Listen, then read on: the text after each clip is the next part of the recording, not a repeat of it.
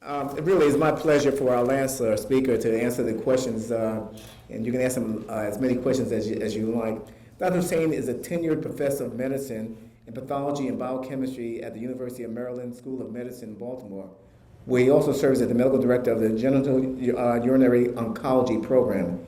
He has more than 20 years of experience as an academic medical oncologist with a focus on clinical genital urinary oncology, and he has conducted close to 50 clinical trials in genital urinary cancers in the past 12 years.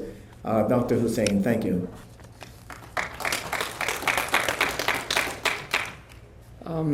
I guess I look at the slides there. I'm not used to, okay. So good morning, everybody. Thank you for inviting me. It's a very beautiful church. Now, as Dr. Shelton has introduced me, my area of interest is genitourinary cancers, which includes prostate, kidney, testicular, bladder cancers. I'm a clinical trialist, so I have a lot of experience doing clinical trials. Dr. Horton gave a very wonderful overview of what is involved in doing clinical trials. Why is it necessary to participate in clinical trials? In addition, I run a basic research laboratory, and my lab is focused primarily on prostate cancer. So we're looking at cell culture models and animal models of prostate cancer. And in fact, we've been able to take some of the work from the lab to develop clinical trials. Now, one thing regarding, I'm at University of Maryland Cancer Center in Baltimore. It turns out that about 5 to 10%, probably closer to 5% of African Americans participate in clinical trials in the US. And a lot of the trials that are done internationally, obviously, it is more European origin people who are part of those trials. Now, University of Maryland is unique in that about 25 to 30% of our patients who go on trials are African Americans. We perhaps have the highest accruals of anybody in the nation in terms of African Americans. And this is one of the reasons why we've been recognized by the National Cancer Institute, and we are a NCI-designated cancer center. Now, what I did was, my talk is going to be more sort of scientific, and the theme I wanted to get across, I've divided into basically 3 parts. One is to give you some background information about prostate cancer, and particularly as it relates to racial disparities issues. And then touch a little bit upon the biology of the disease. It's an incredibly complex disease, as are all cancers. And this is something that's taken me a lot of years to even appreciate. And I'll touch upon that. And then Dr. Horton has already given you a backdrop of clinical trials. I'll present some of the latest data on clinical trials. It's a lot of information, but then I'll try to summarize that. And don't hesitate to stop me and ask questions. Now, how do I control the slides here? Oh, next. So, as you can see on this slide, there are the most common cancers, solid tumors are listed there. Lung, colon, prostate cancer, and breast cancer. And in each one, we tend to see higher incidence of cancers in African Americans compared to European Americans. And prostate cancer is one where you have the greatest difference in terms of disparities, and I'll go into that a little bit. We actually don't completely understand why that's the case in terms of what the biological reasons for this are. Now, it turns out bladder cancer is just the opposite. White Americans, their incidence of bladder cancer is twice that of African Americans. You don't hear about that commonly. And the reason is that in whites, there is actually a loss of certain enzymes which detoxify chemicals. So, when you're exposed to a lot of chemicals in the bladder, et cetera. So their incidence is twice as high as that of African Americans. But on the other hand, prostate cancer is twice as common in African Americans. Next slide. Worldwide, 900,000 cases of prostate cancer are diagnosed each year. And this is probably an underestimate, considering that there are 3.5 billion men. And about a third of men worldwide die of metastatic prostate cancer. But look at the second bullet point. In the US, almost 250,000 new cases are diagnosed a year, but the death rates are half of that, or less than half of that, in other regions of the world. And why is that? The reason is that in the US now, prostate cancer, we're diagnosing it earlier and earlier, as opposed to in other countries where you don't have PSA testing. So there has been a stage migration of the disease. Advanced prostate cancer still is a lethal disease. Men will die of advanced prostate cancer. However, the reason survival has increased in this country is because there has been a stage migration. In other words, we're diagnosing cancers early and earlier. What is the number one killer in Nigeria? It's not lung cancer. It's prostate cancer. So in Nigeria, most men don't get routine PSA testing. In Russia, you don't get routine PSA testing. A third of men present with metastatic prostate cancer. In the US now, about less than 10% of men present with metastatic prostate cancer. So it's not that in the US we have a home run in terms of curing advanced prostate cancer, rather because of earlier diagnosis, because of PSA screening. Now, I know this question of PSA screening was brought up and it is somewhat controversial, but clearly it has had an impact. Okay. Now, there are high-risk groups, as Dr. Horton talked about, and African Americans in general would be considered higher risk than white Americans.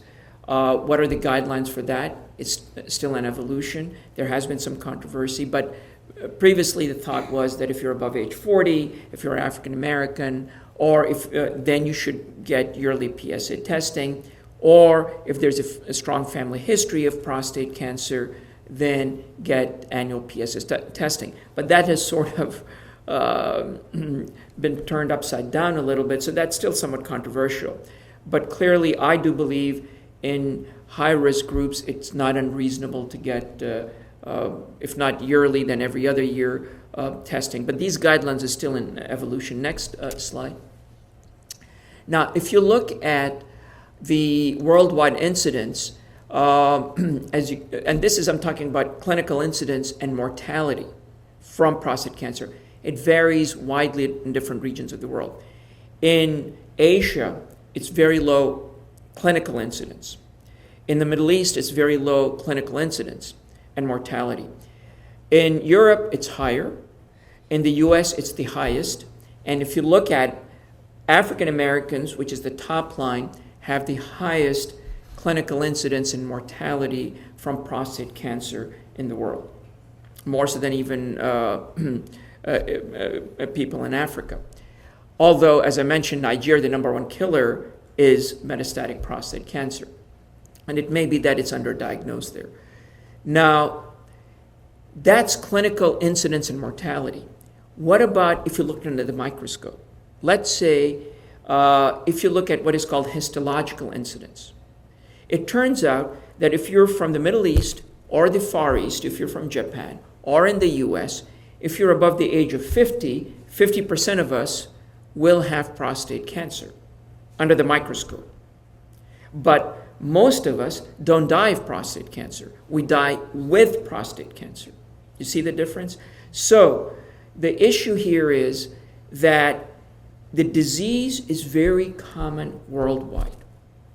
So initiation of disease is very common, but promotion to clinical disease varies in different regions of the world significantly, suggesting that there are epidemiological factors, perhaps dietary factors, environmental factors, which contribute to progression of disease. In other words, it gets initiated just as commonly in the Far East, in the Middle East, but it gets promoted to clinical disease much more commonly in the Western world. Perhaps diet, certainly. One thing we're beginning to recognize is what is good for the heart is bad for the cancer. In other words, generally a heart-healthy diet is generally good for cancers, as a general rule of thumb. So certainly dietary factors, environmental factors, etc., do affect incidence. Now, it turns out if you're a Japanese person, your incidence of clinical incidence of prostate cancer is low. You move to the U.S., guess what?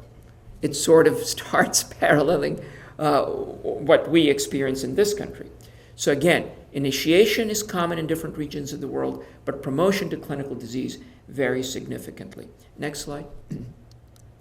So this is basically summarizing exactly what I said. I think that fan you have there is blocking the lower level of the slides.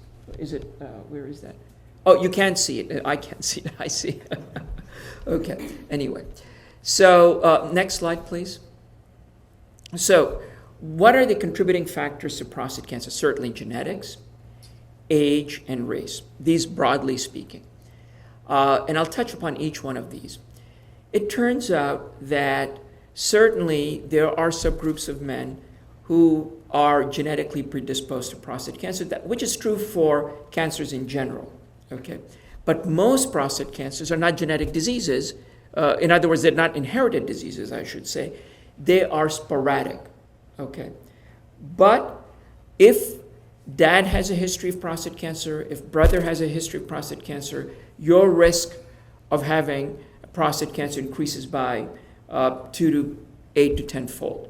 So there are susceptibility genes predisposing to what we call hereditary prostate cancer. However, the genetics of inherited prostate cancer is very complex. It's not one single gene that causes prostate cancer. It's probably several genes, and each one of them is not highly penetrant, so that it's a combination of these factors, perhaps. And to date, we have not really been able to identify one specific genetic lesion that predisposes to prostate cancer, which is in contrast to kidney cancer, which is another area of interest of mine. Kidney cancer, there are very specific genetic lesions which are inherited very clearly that can predict the risk of developing kidney cancer. BRCA1-2, which Dr. Horton talked about in breast cancer, for instance. In prostate cancer, the genetics are very complex. Having said that, clearly there are inherited type of prostate cancers. Generally, cancers are, what is the greatest risk factor for cancer in general? It's age. As you get older, we're at higher risk of developing cancers in general. And prostate cancer is no exception to that rule. And as I said to you, above age 50, the classic teaching is 50% of us will have subclinical cancer. Above the age of 80, 80% of us will have subclinical prostate cancer. In terms of race, I talked about that in fact, prostate cancer tends to be very common in twice as common in African Americans compared to European Americans. And we don't completely understand why that is the case. There are studies, and I'll touch upon this. Next slide. Okay. Again, to reiterate, prostate cancer, only a very small proportion of prostate cancers do have are inherited forms of prostate cancer, that they follow a hereditary pattern. Majority of cancers, which is generally true of cancers in general, are sporadic. Next slide. Now, this is a complicated slide, but African Americans and prostate cancer, that's the title of this slide. And it turns out there are some genetic lesions, and this is just complex biology, but prostate cancer, and it was alluded to, that it is dependent on testosterone. Testosterone is a male hormone. 90% of that is produced by the testicles, 10% by a set of glands called the adrenal glands. Now, we need testosterone for our normal health, our strength, muscle development, cognitive function, etc. And in general, testosterone causes normal growth of the prostate gland. But what happens in prostate cancer, testosterone, which is a normal growth factor for prostate gland, becomes food for the cancer. It becomes a proliferative factor for the cancer, as opposed to a differentiative factor. So normal growth, let's say if you castrated men before they reached puberty, the prostate gland would not develop, because you need the prostate gland for the gland to develop and differentiate. But so generally testosterone is not causing the cancer, but there are some changes that occur which we don't completely understand, where this differentiative agent becomes a growth promoting agent and becomes food for the cancer. So the biology of prostate cancer is that it is generally androgen or testosterone driven. Testosterone is synthesized through a series of steps in our cells. And these are what I have listed here, CYP17 or CYP34A. These are enzymes or proteins that are involved in the synthesis of testosterone.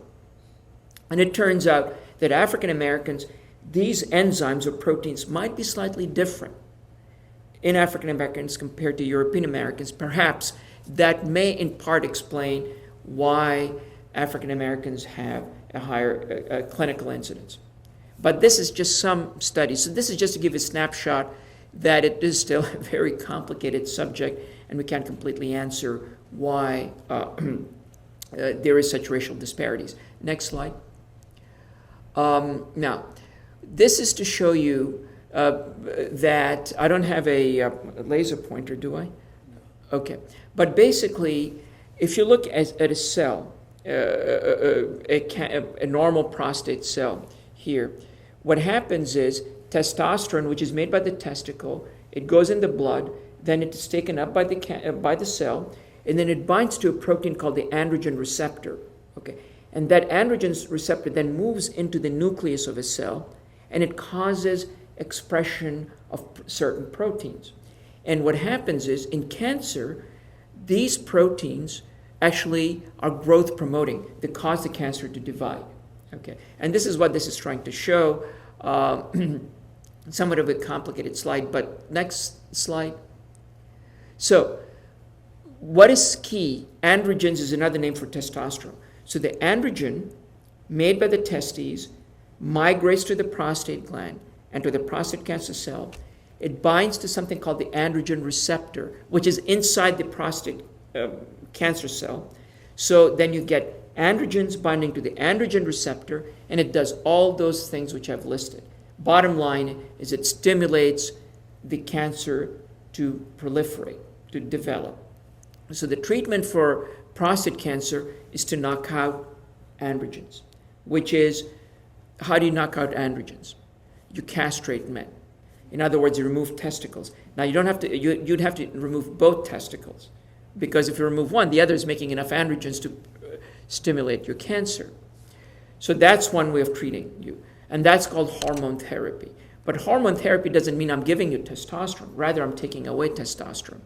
So the standard treatment for men for advanced metastatic prostate cancer was to castrate men, to remove both testicles. And what happens when you remove both testicles? You get menopause. How do women get menopause? Women make estrogens. By the way, estrogens are made from testosterone. So all women produce testosterone. It's this complicated pathway. And what is the mother of testosterone? It's cholesterol.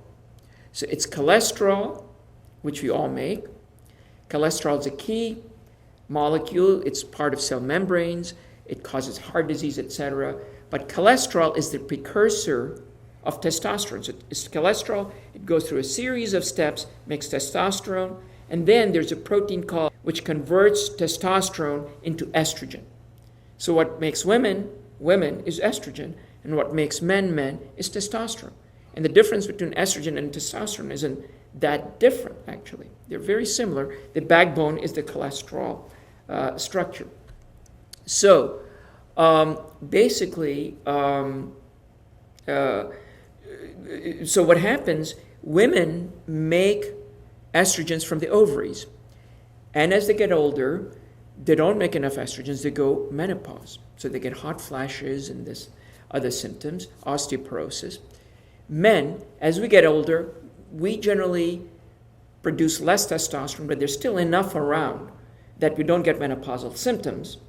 And there's enough around if we're going to have prostate cancer that it's going to stimulate the prostate cancer. On the other hand, so the treatment for prostate cancer is to remove the testosterone, which means you remove both testicles.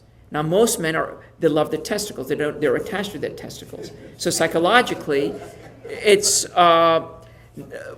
difficult to do. But it turns out, 70 years ago, Charles Huggins, a urologist, discovered that if you castrate men with advanced disease, widely metastatic disease, if you castrate them, 80% of men will respond, that the cancer would shrink. How many advanced cancers do you know? Any type of cancer, where you do any type of therapy, that 80% of men will respond. That's the beauty of prostate cancer, is that if you remove testosterone, if you castrate men, if you induce male menopause, basically because when you remove testosterone, you're causing male menopause. So men start getting hot flashes, they may get slight breast enlargement, they may get osteoporosis, you may get weight gain, loss of libido, because libido is driven by testosterone, etc., erectile dysfunction.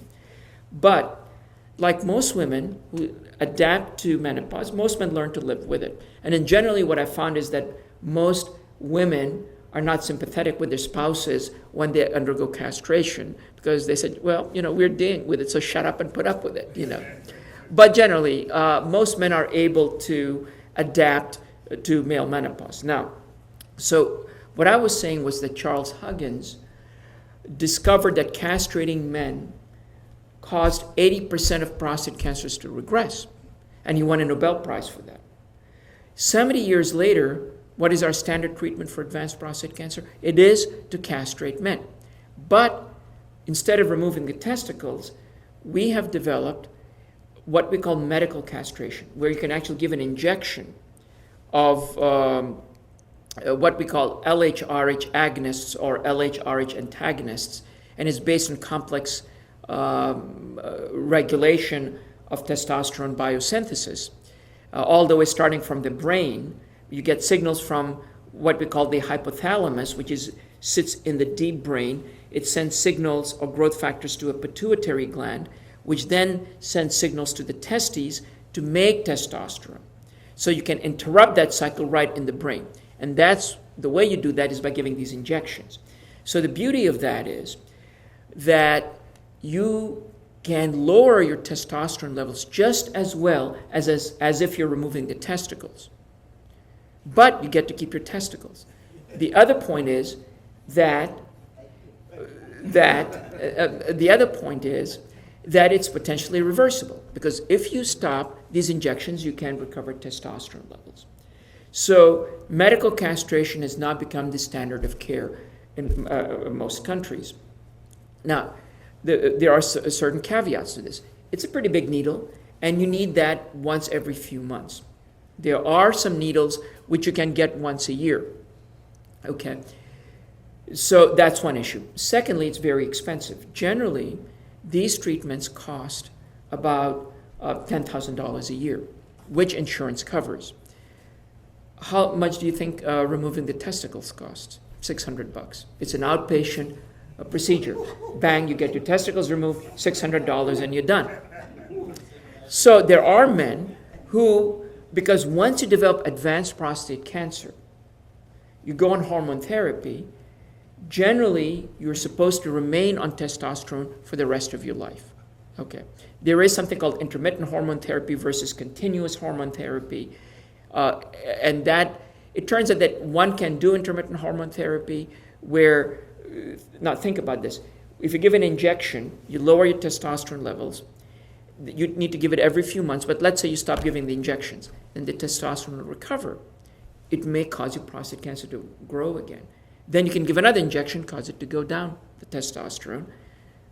You let it recover, maybe the cancer starts growing, then you give another injection, it goes. So that's called intermittent therapy. And the advantage of intermittent therapy is that the quality of life may be better, because you're not continuously in menopausal symptoms. However, we believe overall probably intermittent therapy is probably equivalent or perhaps less than continuous lowering of testosterone. Okay, so that's another topic that's not completely been addressed, but most of us believe we can get away with intermittent therapy. So anyway, so the point is, now instead of removing the testicles, we can do medical castration, but there are men who get tired of getting injections for a few months and said, "Doc, just have my testes removed," and it's fine, it's permanent castration. But the point is, once you've advanced prostate cancer, you need to be on continuous or at least intermittent hormone therapy. Next slide. So basically, prostate cancer is a very, very, very complex disease. So it's not one genetic lesion, but if you look at the prostate gland, this is the prostate. By the way, the prostate gland, how big do you think the prostate gland is? About the size of a walnut. That's the gland, beautiful. Yeah, that's exactly, it's a teeny little gland. It sits at the base of the bladder. And when you do a rectal exam, you can feel the back lobe of the prostate where 70% of your cancers occur. So the reason you do a digital rectal exam is because you can feel abnormalities in the prostate gland, and then you biopsy, etc. So let's say you take the prostate gland out. You take the gland out. This is the prostate gland. You see an area of cancer here, here, here, 3 different areas. It turns out the genetic lesions here may be different than here, may be different than here. So it is a very complicated disease. You have different genetic lesions, and if it metastasizes to here, to the bone or somewhere, the genes there that are being activated may be different than what was in the original gland. And even in the gland itself, there are different areas and different biology. So it is a very complicated disease. And that's what I was trying to say. So actually, it turns out this is more of a talk for a medical audience, but I'm trying to make it more for... So I'm using this now as a cue to give you, to get my message across. So I don't expect, because this is sort of, take it for what it is, these slides. Next slide, please. Yeah, so this is my point. If you look, so that on the right lower, you see that's the prostate gland. And what I'm showing you, purple, brown, and light blue. Each one of those represents a different genetic lesion, and they're all cancers in the same patient. That's the complexity of the disease. Okay, so this is, people don't realize this. But so the bar is very high for us to try to cure prostate cancer, but we're making progress. Next slide. So what are the characteristics of prostate cancer? It's multifocal. In other words, in the gland, you can have several areas of prostate cancer. And generally, it can vary in different areas. Next slide. Okay, so that gives you sort of a snapshot of some of the epidemiology, some of the biology of the disease. Let's talk about the clinical aspects. Next slide. Now, basically, prostate cancer can be divided into 3 broad categories, which I've listed here. You have localized disease, locally advanced disease, and metastatic disease. Localized disease means what? That you think that the cancer is within that little walnut, and that if you do surgery or radiation, you're able to cure the disease. And in fact, if it's truly localized, you cure majority of men. However, 15 to 30% of men will fail definitive treatment.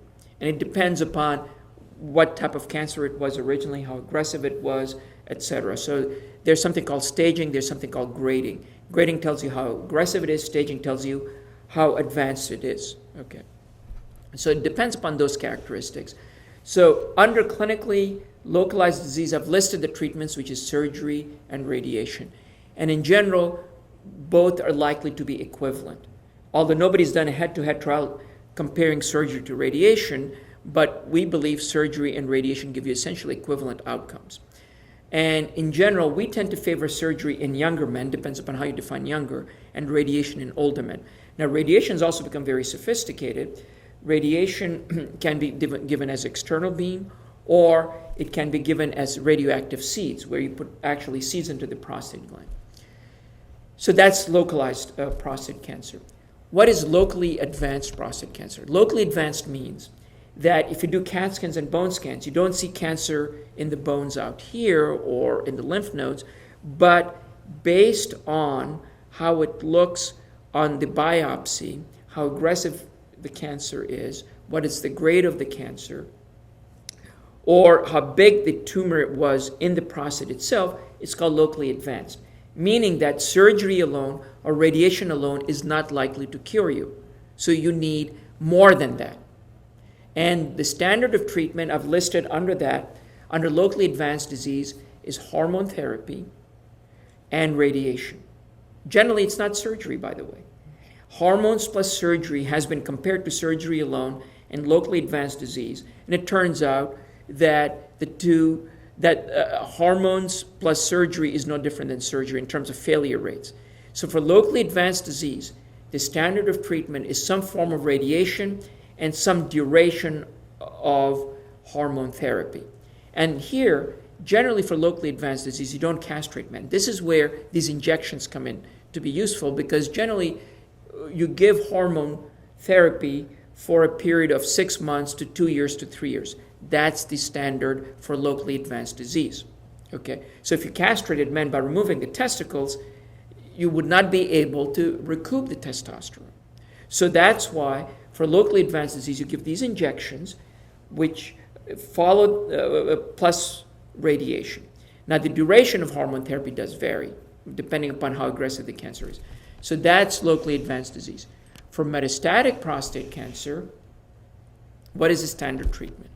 What is the first treatment you do for metastatic disease? Hormone therapy. I listed that first, hormone ablation. So hormone therapy is not I'm giving you hormones, it's a misnomer. I'm taking away the testosterone. So it's called androgen deprivation therapy, ADT, or hormone therapy or hormone ablation. And how do we achieve hormone ablation? By removing both testicles or by giving these injections. Okay. And as I'd mentioned to you, what percentage of men respond to hormone therapy if they have advanced prostate cancer? 80%. So people are not falling asleep. That's good to know. 80% of men do respond to hormone therapy. Problem, though, is just about everybody relapses. And they develop what is called hormone-resistant prostate cancer. Or the new term is not hormone-resistant prostate cancer, but castration-resistant prostate cancer. And I'll tell you why in a minute. But the issue is that hormone therapy is very effective, but it almost always fails after about 1.5 to 2 years. That's where you give chemotherapy, after hormone therapy. Okay. Chemotherapy, in the past, the average survival when you developed hormone-resistant prostate cancer was less than a year. But now it's beyond 2 years. And it turns out we have newer drugs, chemotherapy drugs. And in fact now, we also have realized that patients who fail initial hormone therapy will respond to second and even third-line hormone therapies. So when we say hormone-resistant prostate cancer, it's not truly hormone-resistant. That it may respond to second and third-line hormone therapies. That's why we don't use the word hormone resistance anymore. We use castration resistance. Why do we use the word castration resistance prostate cancer? Because men, whether you've removed the testicles or if you're giving them injections to lower the testosterone levels, you have induced castrate levels of testosterone, meaning your testosterone levels in the serum, in the blood, are low. So that's castrate levels. So you've become resistant to castrate levels of testosterone, but you're not truly necessarily hormone resistant because you can potentially respond to second and third line hormonal maneuvers. And this is a paradigm we also see in breast cancer. In breast cancer, women who may fail first-line hormone therapy may respond to second, third-line hormonal therapies. What is advanced prostate cancer? Advanced prostate cancer certainly is cancer which has spread. That is called metastatic disease. That is at the bottom line. But the second bullet point there is what we call locally advanced prostate cancer. Men who have those features which I've listed. For instance, PSA above 10, or Gleason score. I don't know if you're familiar with what Gleason score is, but it gives you an idea of how aggressive it is. If it's above 7 or etc. If the Gleason score is 8, 9, or 10, that's aggressive cancer. Even if the cancer is not metastasized, But if you have Gleason 8 prostate cancer, you're unlikely to be cured by surgery or radiation alone. That's what's considered to be locally advanced disease. If your PSA is 150, but CAT scans, bone scans are negative, you likely have locally advanced disease that you're not likely to be cured by surgery or radiation alone. So that's what I mean by the second bullet. And the very top bullet is men who develop a rising PSA after surgery or radiation. So if you have localized disease, and if you do surgery or radiation, what should happen to your PSA? It should go down. But as the gentleman had just said, he underwent surgery. I hope you don't mind my saying this. You underwent surgery, your PSA went down, then your PSA started rising. So that was called recurrent prostate cancer. That's my first bullet. Rising PSA after surgery or radiation. Now, if you do CAT scans and bone scans, they were negative in your case, which is what happens in 95% of men who undergo definitive therapy for cure. And that's called biochemical recurrence. How do you treat biochemical recurrence? You don't see the cancer anywhere. You can do what is called salvage radiation, which is exactly what you had. You give radiation to the prostate gland with the idea that if you give salvage radiation, can you control the cancer? And the way you monitor that is the PSA starts going down. You may fail salvage radiation down the road. You may need then hormone therapy.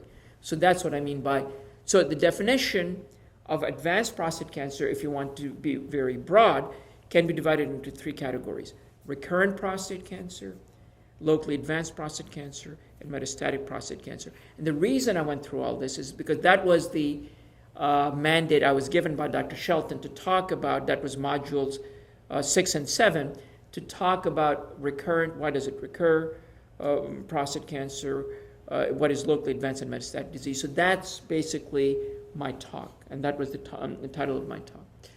Next slide.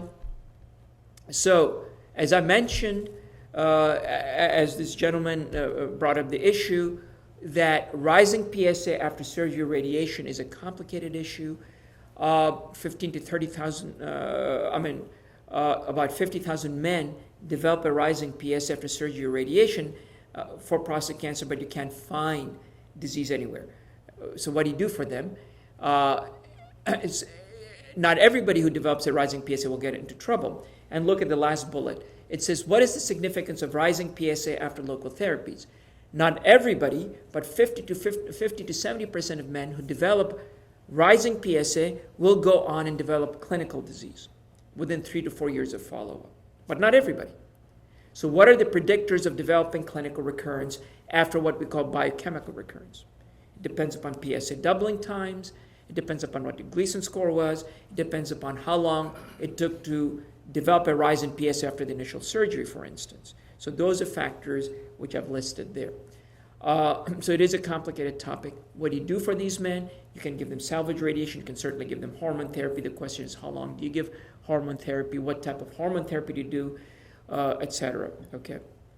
So I'll now go to the next slide. Next slide. Okay. So that's what I wanted to say about recurrent prostate cancer. What about locally advanced prostate cancer?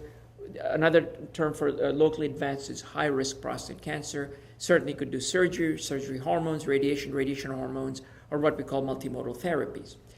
As I mentioned to you earlier, surgery alone generally is not curative because it's locally advanced. Surgery plus hormones has shown not to be any better than surgery alone. Radiation alone is not enough because you can still fail because it's outside the prostate gland. The standard of therapy for locally advanced prostate cancer is radiation plus hormones. It's the fourth bullet point. Okay, but we need to go to the next level where we're integrating hormones, radiation with chemotherapy and other things, and that's called multimodal therapies. So for high-risk prostate cancer, the standard of care is multimodal, meaning at least hormones with radiation, or a clinical trial, which is what I mean by multimodal therapies. Next slide. Excuse me. These are just to give you a snapshot of clinical trials that have been done in locally advanced prostate cancer. I'm not going to go into that. This is a classic trial where RT means radiation versus RT plus ADT means hormone therapy. So patients who had locally advanced disease, how do you do a clinical trial? You have a randomized trial. One arm gets new treatment, Another arm gets standard treatment.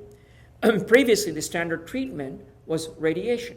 So ethically, it's quite ethical to do that type of study where you randomize patients to get a standard arm versus a new arm. So that's what it shows you in the very first line, RT versus RT plus ADT. When this was done in 415 men, it turns out that patients who got RT plus ADT, OS means overall survival, was 78% for those who got the combination versus 62% who got the radiation alone. And that's statistically significant. That's why it became standard of care. Hormones plus radiation is better than radiation alone. That's what we mean by trials, where you're comparing one arm to the other, and I've tried to walk you through that. Next slide. This is an example of trials that have been done in this country by what is called the RTOG, Radiation Therapy Oncology Group. They've done a number of trials, one after the other, after the other, after the other. And the numbers that listed there, 8531, 8610, 9202, 0521, these are all comparing, these are different names of trials, comparing radiation to radiation plus hormones in different types, whether you give it for 4 months or 6 months or indefinitely, etc. Next slide. But the bottom line is the take-home message for locally advanced prostate cancer, hormones plus radiation is better than radiation alone. And in fact, now we have data saying that hormones plus radiation is better than hormones alone. Okay. So that's all I'm going to say about locally advanced disease. What about metastatic disease? Metastatic disease is a fatal cancer, as I've mentioned to you. And I've sort of jumped a little bit in my talk. I've talked about these a little bit earlier, and now I'm coming back to it. So as I mentioned to you, for metastatic prostate cancer, the standard treatment is hormone therapy. This one? Thank you. Thank you. Thank you.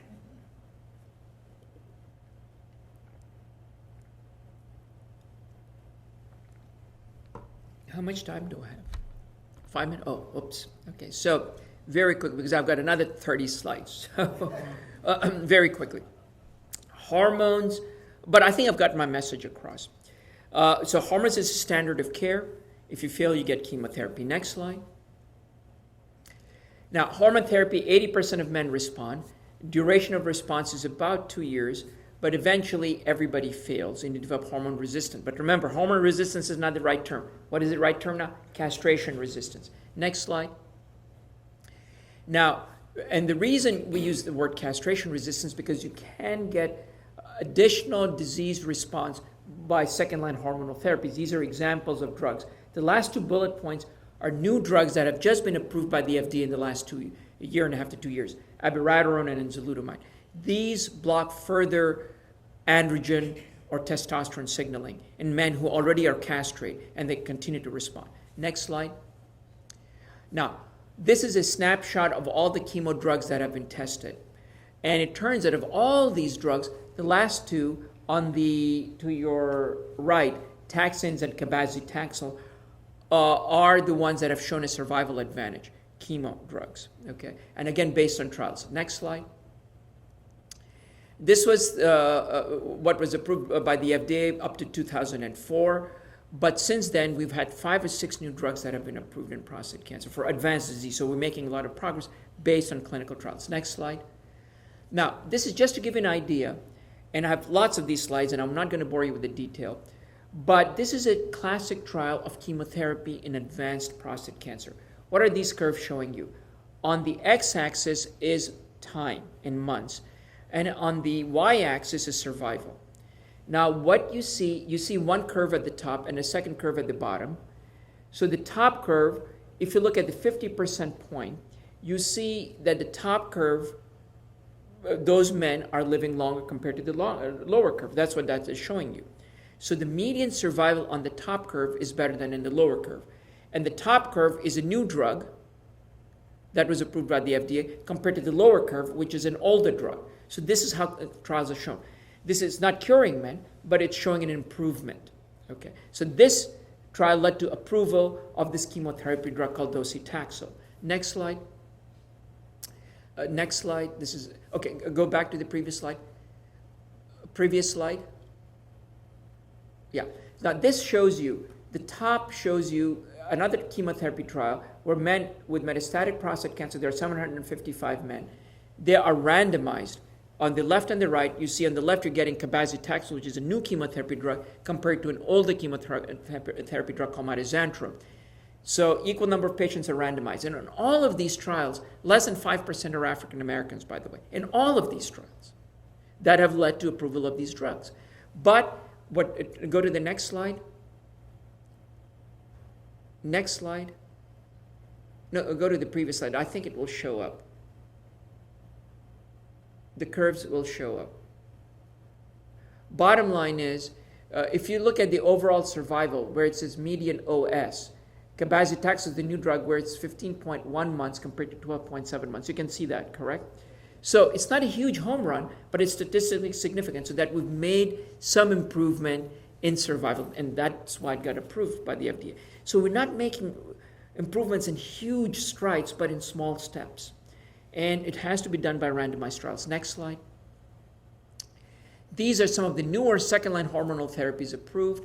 You saw in 2011 a drug called abiraterone, 2012 enzalutamide got approved. Next slide. This is what I talked about, how cholesterol you can see there, right?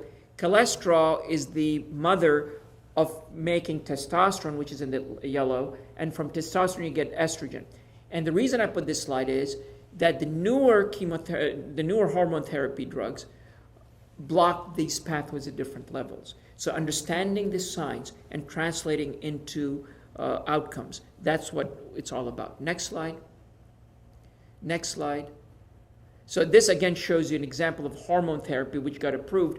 The lower slide is your placebo in this case, and it was ethical to do a placebo. I won't go into the reasons why it was ethical, because at that point, in this particular group of patients, there was no standard of care. And the top curve shows you the new drug, abiraterone, which is the second-line hormone therapy. And you can see the curves separate, showing that the median survival is better on the top curve leading to its approval. Next slide. This is another trial. Next slide. This is a design. You see the difference in the curves. Next slide, leading to approval of this drug. Next slide. This is summary of data. Next slide.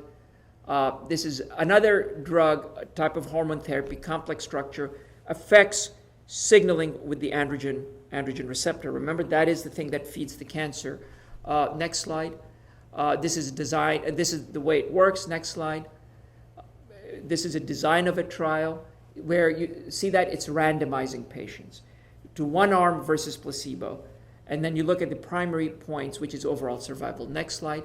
And in fact, you see the difference. So I'm giving you a snapshot of different trials that have been done. Next slide. Next slide. There's a new drug called radium-223. It's a radioactive compound, which, next slide, has just been approved by the FDA just a few weeks ago. This is the trial design in men who had bone metastasis. Next slide. And it's shown an improvement in overall survival. Prostate cancer, if it's advanced, 80% of the time it goes through the bone. We don't completely understand why. It loves the bone. But when it goes to the bone, what happens? You can get pain, fractures, all these different complications, cord compression. This drug, it's a radioactive drug. You give it, it goes through the bone, it emits what we call alpha particles and destroys the cancer cells. Just got approved by the FDA just 3-4 weeks ago. So that's another drug that just got approved. Next slide. This is immunotherapy called Provenge, $93,000 treatment. It has an impact of 4 months on survival, is covered by Medicare, complex biology. I won't go into that, but just to show you that even vaccines now this is the first vaccine, by the way, approved in any type of cancer which has shown a survival advantage, called Provenge in prostate cancer. Next slide. Again, showing a survival advantage. Next slide for this vaccine. Next slide. Next slide. This is basically a summary of the management of different states of prostate cancer, which Dr. Shelton asked me to kind of go over recurrent disease, locally advanced disease, metastatic disease, in the context of some of the newer treatments that have been done. Next slide. And that, again, is more of the same. Next slide. Again, more of the same. I'm happy to share these slides and go into details, but pressed for time. But I think I've been able to summarize for the different categories. So if you have castration-resistant prostate cancer, looking at the second bullet point, that you can do second-line hormone therapies, you can do Provenge, which is immunotherapy, you can give chemotherapy, or you can do clinical trials. if you have metastatic disease, third bullet point, after chemotherapy, you can do all those different things, as an example. And these are all new developments based on the randomized trials. Next slide. These are some of the trials which we at University of Maryland are doing, and I take pride that we are able to recruit about 25 to 30% of patients who are African Americans in our trials.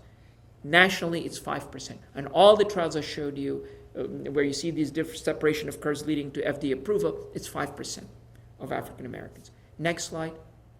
Other ongoing studies. Next slide. That's it. Okay, so I think it gives you an overview, a complicated topic, a lot of material to cover, but I hope I've been able to get my message across. Thank you.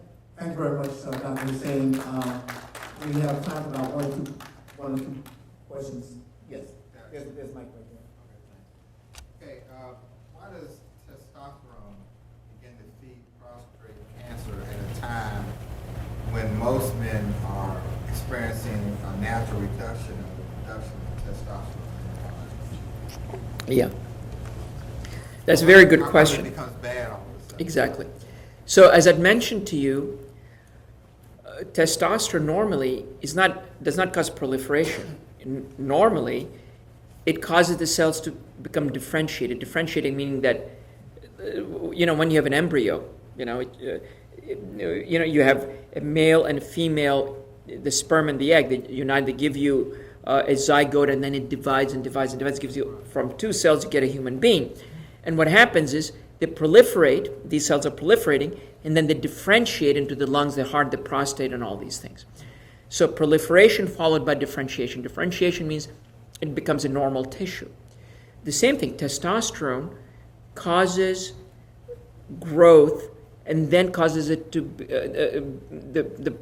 the precursor of the prostate gland to differentiate into the gland what it is. What causes the same hormone to become a growth-promoting agent? Guess what? We don't understand that. Why? The answer is we don't understand. But clearly, instead of a differentiative agent, it becomes a growth-promoting agent. And what happens is the cancer cells, they may develop some mutations where they subvert the signal, testosterone binding to its receptor, going into the nucleus, causes expression of certain genes that then start feeding the cancer. Now, as we get older, our levels drop. But there's enough around that even so we have this much testosterone, and it's reduced by, say, 50%. But still, it's enough testosterone that if we are going to, where it becomes growth promoting, that there's enough to cause it to produce the cancer. So it's still serving as food for cancer, even at a lower level. And in fact, what happens is prostate cancer cells become hypersensitive to low levels of testosterone. We don't understand why.